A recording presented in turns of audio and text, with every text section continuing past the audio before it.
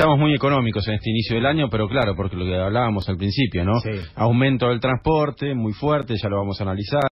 Aumento del dólar, rumores de renuncia de Sturzenegger, aumentos en general. Las tarifas. Las prepagas, la luz, el gas, ABL. el ABL, los peajes, la telefonía celular, los combustibles que todavía no aumentaron.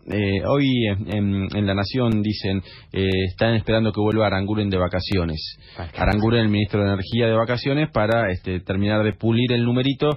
El gobierno liberó el precio de los combustibles, las empresas puedan hacer lo que quieran, pero siempre había algún tipo de negociación o discusión final sobre ponerle 0,8 o ponerle 0,9. Los precios de las naftas van a aumentar, de los combustibles, a partir de la suba del dólar y a partir de la suba del precio del petróleo internacional, que son los factores que determinan hoy por hoy en este mercado el precio de los combustibles. Así que bueno, es una larga lista de aumentos, una situación económica que, bueno, veremos a dónde termina.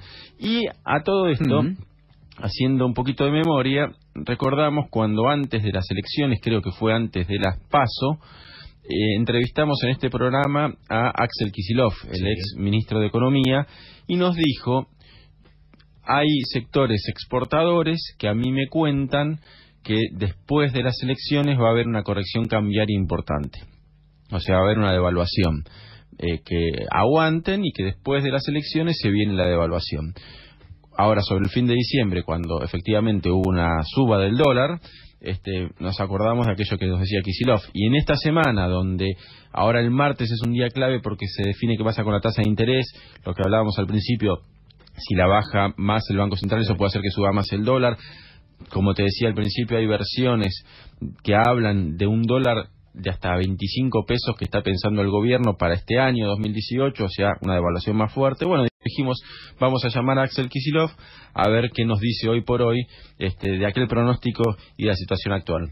Estamos en línea entonces con el diputado nacional por el Frente para la Victoria, ex ministro de Economía. ¿Qué tal, Axel? David Cufré, buenos días. Buen día, ¿cómo están? Te hice una larga introducción, viste, para que veas lo que se siente. Sí, correcto. No, dicho y hecho. Me parece que el gobierno hizo durante el 2017, sobre todo en los 4 o 5 meses previos a las elecciones, tocó el botón de pausa y de alguna manera empezó a posponer lo que es la aplicación de medidas, de decisiones que expresan sus verdaderos objetivos, su plan económico. Como el tema del transporte, por ejemplo, ¿no? Que suspendió el aumento del transporte hasta después de las elecciones. Fue todo, el aumento del transporte. Cobrar el fútbol, por ejemplo, que lo empezó a hacer justito después de las elecciones.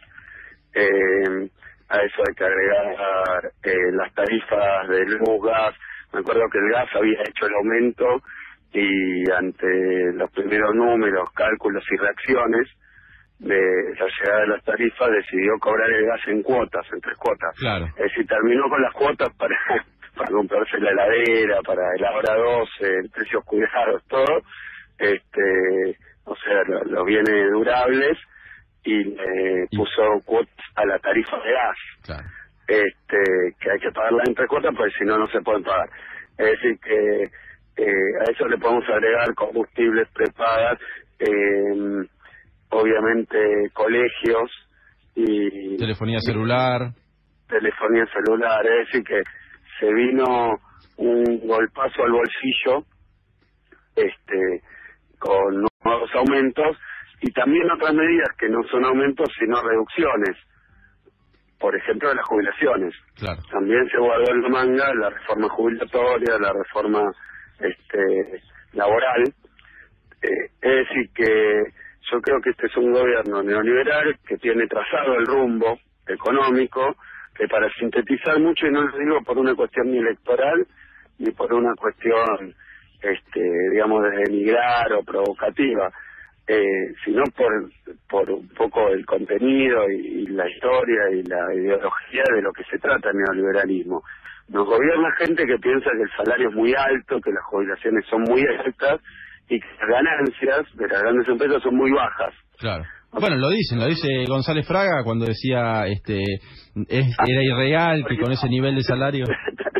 Antes era autoridad, después por decir eso lo nombraron presidente de Nación. Sí. Entonces yo creo que los objetivos generales, y para no ponerme ni muy en historiador de la economía, ni muy en historiador de la Argentina, los objetivos generales, por lo menos yo los tengo claros desde antes de que Macri ganara en 2015. Lo que ha pasado es que antes de ganar las elecciones de 2015 mintieron alevosamente, porque no vamos a tocar ningún derecho, podemos vivir mejor, y las jubilaciones, me acuerdo que antes de 2015 para Macri las jubilaciones, o para Durán Barba, digamos, para los propagandistas, las jubilaciones eran muy bajas, así que había que subirlas y dar el 82% móvil. Ahora en el gobierno las jubilaciones son muy altas. Cuando ganan las elecciones ahora hay que bajar jubilaciones, bajar salarios, bajar ingresos populares, y por el contrario subir precios, rentabilidades de sectores empresarios. Era un país muy distinto al que había, y bueno, y eso es un poco lo que vemos. Yo, para terminar con esto, sí, me parece que de nuevo lo hicieron, nada más que en 2017, cuando se ganó la elección, el efecto de estas políticas era muy claro, ¿no? La gente no podía pagar las tarifas que planteaban de luz y gas, no podía llegar a fin de mes, y entonces, por decir así, aflojaron un poco, porque el efecto electoral iba a ser determinante. Entonces largaron la obra pública, que ahora la pararon totalmente, miran lo que es los gastos de capital, o sea, en obras del presupuesto el último bimestre después de las elecciones, han hecho un ajustazo también de la obra pública. Sí, según La Nación bajó en octubre 54% y en noviembre otro tanto. Los datos. Bueno, no quiero decir que lo avisé, pero sí, la cuestión de el dólar. Eso te quiero preguntar, Axel, porque bueno, arrancábamos con ese tema porque es el tema que en la semana, a fin de la semana, generó sobre todo más preocupación, viste, cuando uno habla de economía, periodista de economía, cuando ya empezás a notar que te llaman los amigos y los familiares para decir, che, ¿qué pasó? ¿Qué hago con el plazo fijo? ¿Qué hago con la LEVAC? Bueno, así terminamos el viernes.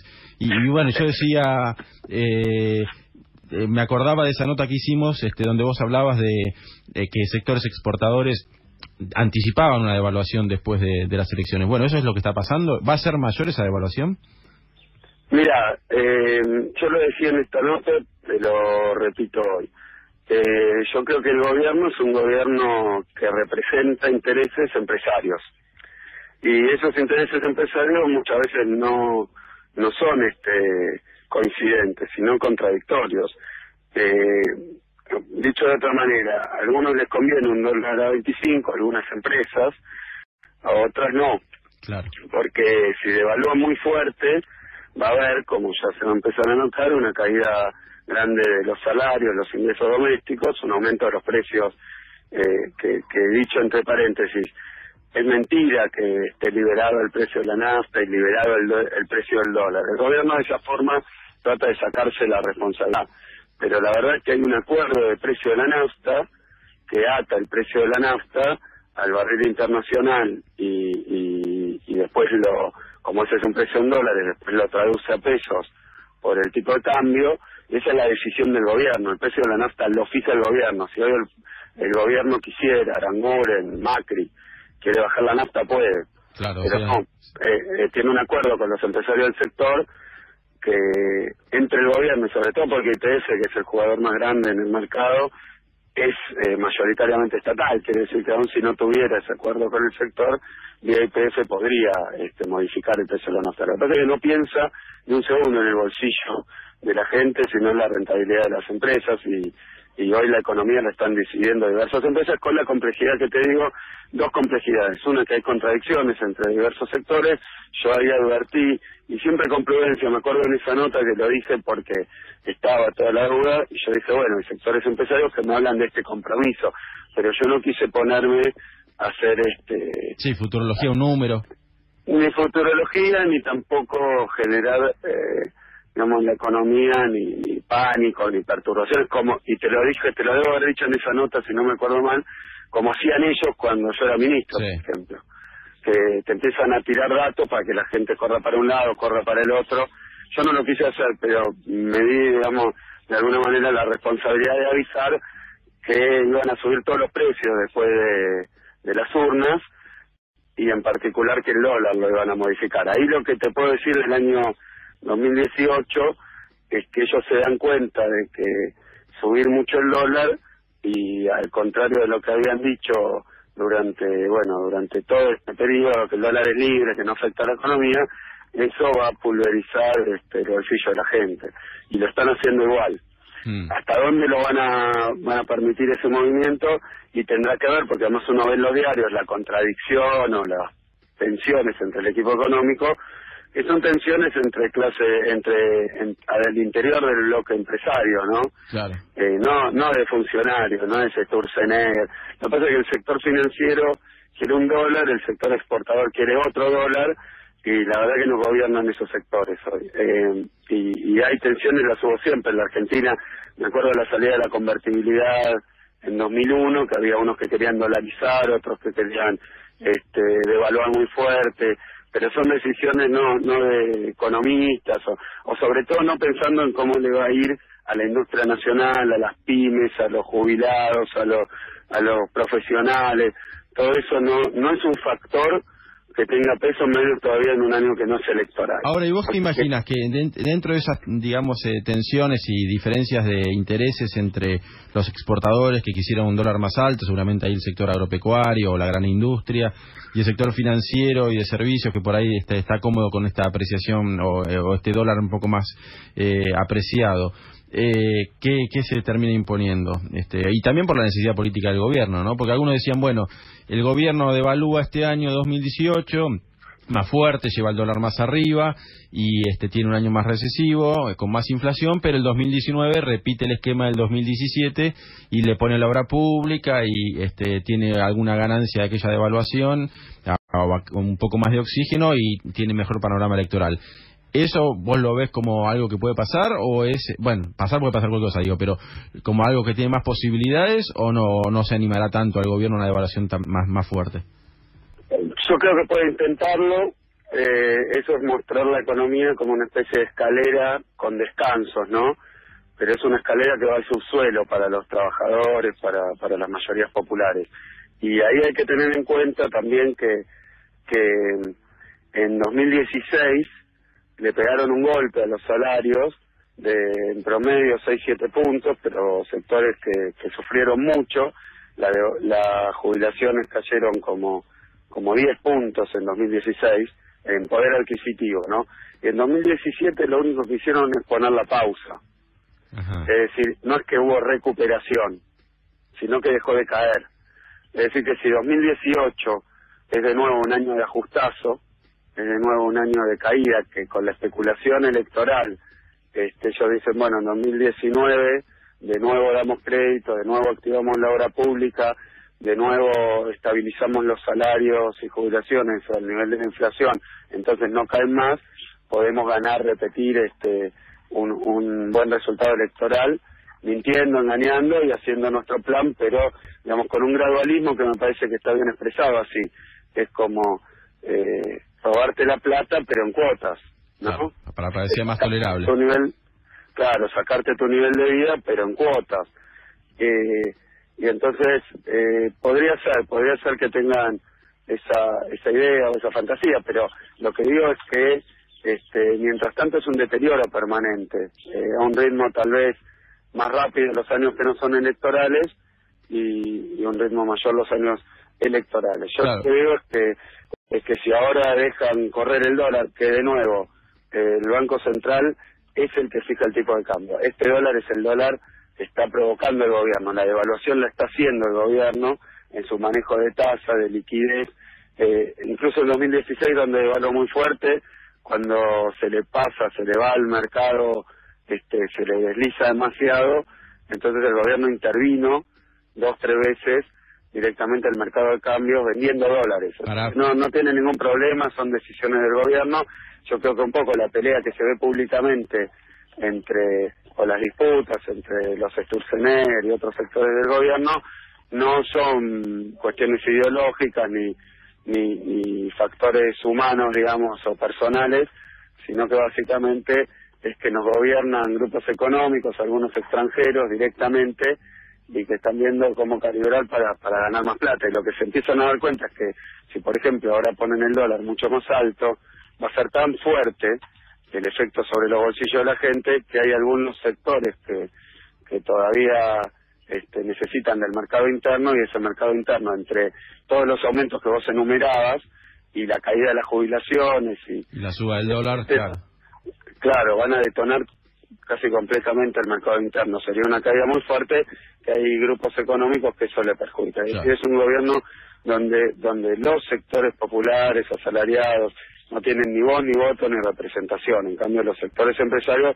han puesto a lo más claros y contundentes representantes de esos sectores empresarios en la mesa chica del gobierno. Sí, es impresionante, para terminar, Axel, es impresionante cómo ni siquiera figura en el discurso oficial y en la prensa que acompaña a este gobierno los sectores mayoritarios de la sociedad, ¿no? Los que pagan los transportes, o los que se quejan por las reformas, o los que se quejan por la cárcel domiciliaria a los genocidas.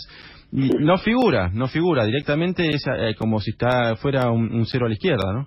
O a la derecha, sí, yo creo que eso obedece a un fenómeno que tiene que ver con que este gobierno lleva adelante un programa claramente antipopular, antipyme, antitrabajador, porque en la economía, después podemos hablar de la política, pero en la economía buscan bajar los salarios, buscan reducir el poder adquisitivo interno, buscan reemplazar, sustituir, digamos, producción doméstica por importaciones, como una sustitución de producción por importaciones, que Argentina se industrializó al revés de eso. Buscan hacer todo eso, pero en el discurso dicen lo contrario. Claro, en el discurso dicen exactamente lo contrario. Entonces necesita una prensa, una comunicación que se pase todo el tiempo negando muchos factores de la realidad que uno observa. Yo lo veía con muchas medidas, ¿no? Te suben el transporte 60%, aparentemente, pues yo esos números no los conozco, los leo en el diario, hay un 10% que puede beneficiarse con un descuento del 50% en uno de los tramos. Así que lo digo para el que no es muy matemático, ni economista, ni nada parecido. Si te suben tus dos tarifas 60%, pero en la segunda te bajan 50%, en abril te mataron, no te fue bien. Pero el diario titula, porque el primer aumento es más pequeño, algunos van a pagar menos durante 2 meses, que además están de vacaciones algunos de ellos. O sea que es tan fuerte el dispositivo comunicacional para ocultar los resultados, e incluso ahora ya el verdadero contenido, porque en todo fue así. Yo me acuerdo de muchas medidas que tomó el gobierno, la reparación histórica. El otro día lo escuché también, pero lo escuchaba por una radio, un oyente, mientras yo hablaba en no sé qué radio, que decía, a mí la reparación histórica me vino 65 pesos más, y ahora me lo sacaron porque dice que no hice los trámites para mantenerla. Es decir, que la dejan sin juicio, la dejan sin situación, le dan 65 y se lo sacan. Pinta el cuerpo entero el grado de engaño que hay de este gobierno. Vos fíjate que es una especie de mampostería, una especie de decorado, como pintan la realidad, que de la misma manera suben el transporte y con un detalle pretenden que los diarios, si lo logran, los diarios oficialistas, digan que fue beneficioso para la gente, que la reparación histórica le vino bien al jubilado, que, bueno, todas las medidas que toman son de este tipo, y yo creo que es una realidad tan construida que no puede tener fisuras ese relato, porque cualquiera que levante la mano y diga, no es así, mira, mi factura de gas dice esto, mi boleto dice esto, mi sueldo dice esto, rompe toda esa construcción mediática. Pero vos decías, no hay quien lo represente. Nosotros en el Congreso, digamos, en lo que podemos, en la comunicación, tratamos de representamos esos intereses, los que son siempre víctimas de estos programas económicos. Está muy bien. Bueno, Axel, sí, yo decía el discurso oficial, ¿no? Y la prensa oficial no sí, exactamente. Gracias, Axel. Abrazo grande. Bueno, que tengas buen domingo. Bueno.